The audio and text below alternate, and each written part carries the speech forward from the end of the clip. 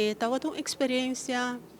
me tenho vista tremendo, uma experiência nova, caminho e ora para vociferar no nome do partido que está na nossa posição, para o qual está trata e pergunta que queda assim na nosso partido nesse caso aqui e assim também ora o povo, principalmente grande quantidade de pessoas que não chega nesse caso aqui para por financiar caso de meio milhão de florins e ora botem que vai WAC de caso social. Então, hope bes nós temos tendência que nós visa, ok, vacation rentals que coisa é problema, pero bateria para com família não está chega na remarca, assim não pode uma hipoteca que nesse caso aqui nós temos que vai começar a pensar casa social e ora que nós papo de casa social, nós temos uma fundação que tem rol sumamente importante, caminho com o governo em colaboração com o FCCA, nós temos que revisar o espírito também do FCCA, para nós por mira que último ano FCCA seu espírito de tratamento de casa social a menos e está enfocar mais no aspecto comercial, que na final do dia está três não que está em situação vulnerável, que nós põe assim, é fastidioso para não poder ganhar na própria casa, então nós temos que realizar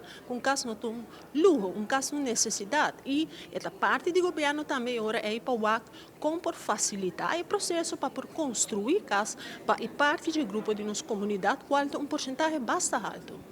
6 de dezembro próximo, Aruba vai urna eleitoral. Que é a mensagem que a senhora Gun quer trazer para a comunidade Aruba pedir?